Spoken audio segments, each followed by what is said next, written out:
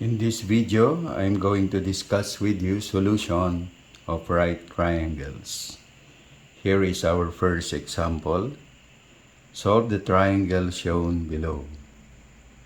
So this is the triangle.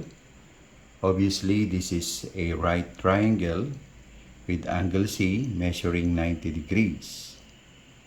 Its opposite side is given and it is equal to 5 units. And this is the hypotenuse of the triangle. Also, angle A is given and it is equal to 40 degrees. So the given parts are the following. Angle C measures 90 degrees.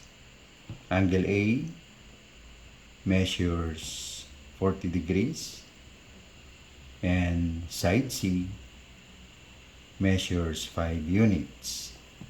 The unknown parts, which are the required parts, are angle B, side A, and side B.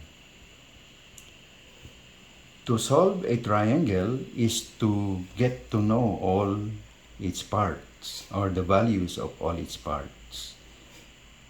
And in this case, there are 3 parts missing. So let us solve this one at a time. Let's start with solution.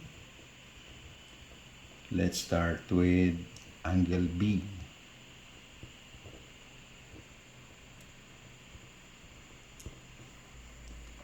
As you notice, the values of the two of the 3 angles are given. So we can use the property of the summation of all the angles of a triangle is equal to 180 degrees. Meaning, if we add the 3 angles, angle A plus angle B plus angle C of the right triangle, or any triangle for that matter, is always equal to 180 degrees.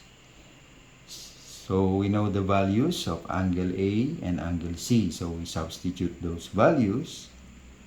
We get 40 degrees for angle A. Then angle B is unknown. We have 90 degrees for angle C equals 180. We can combine 40 degrees and 90 degrees, and that will be equal to 130 degrees. Plus, we rewrite B equals 180 degrees. Right? So,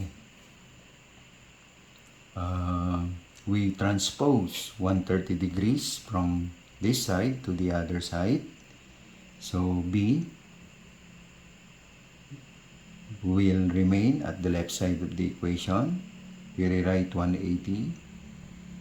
Now 130 degrees being transposed, we will change its sign from positive to negative. And what do we have here? The operation of subtraction. So 180 degrees minus 130, that is 50 degrees. This is now the measure of angle B. Okay? Next, we solve for side A. Then. Okay? Okay. We cannot use Pythagorean theorem because side B is still unknown. So instead, we use trigonometric function. If we consider the sine of 40 degrees, then we will get the opposite side. We consider the opposite side of 40 degrees, over the hypotenuse of the triangle. So, what is the opposite side of 40 degrees? That is A, which is the unknown value there, over the hypotenuse, which is 5. So, we now write it here, sine 40 equals A over 5. Must be A there. Okay? Now, to be able to get A or to be able to manipulate this equation, we use cross multiplication. So, this is the same as over 1, right? So, if we cross multiply the denominator of this side multiplied to the numerator of the other side, so we'll have 1 times A, it will be A. Then the numerator of the left side multiplied to the denominator of the other side. So sine 40 multiplied by 5. And A, let's use the calculator there. Okay, let's first make sure that we are in the degree mode. Okay, if this one is this one manifests rad or radian, it means we are in a degree mode. Okay, so we take sine, press sine 40 there equals, let's consider 2 decimal places, 0.64 multiplied by 5 there. So A is equal to, multiply that by 5 times 5 equals 3.21. Again, consider 2 decimal places. So this is now the value of A there. For letter C, okay, letter C, that is for us to get the value of B there. So again, if we consider the trigonometric function cosine of 40, that is the adjacent side to 40 over the hypotenuse. Okay? And the adjacent side to 40 is B, which is the unknown value, over the hypotenuse, which is 5. So we have cosine of 40 equals B over 5. So again, to manipulate this, we need to cross multiply. 1 times B is B. Then cosine of 40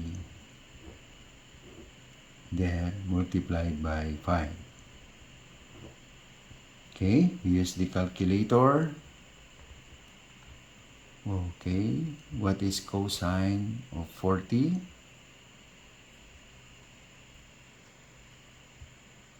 .77, 2 decimal places, times 5, and B is equal to, multiply this, now let's just 0.77 multiplied by 5 is 3.85.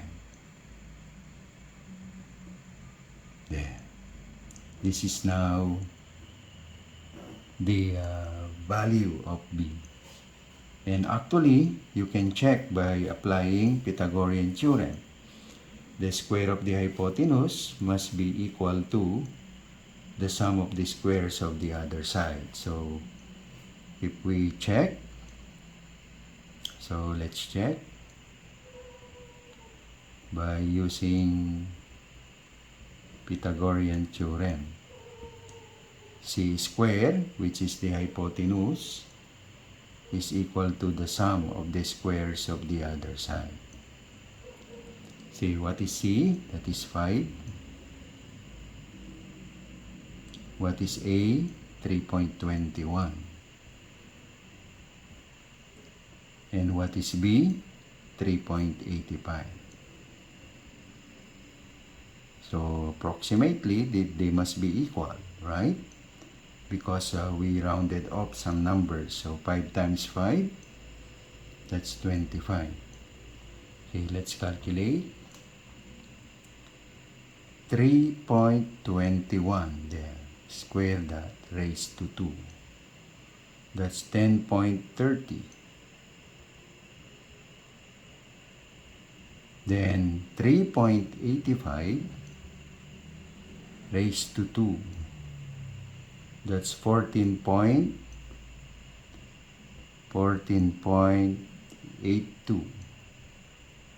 So more or less, they are equal because 10.3 plus 14.82, 10.30 plus 14.82, there is a discrepancy of 0.12 because of the rounding off of the numbers. But if you do it without rounding, more or less you get 25 is equal to 25. Okay? So that's how you solve a right triangle. This is our first example. I hope this video help you understand this lesson better. Thank you for watching and have a good day. God bless.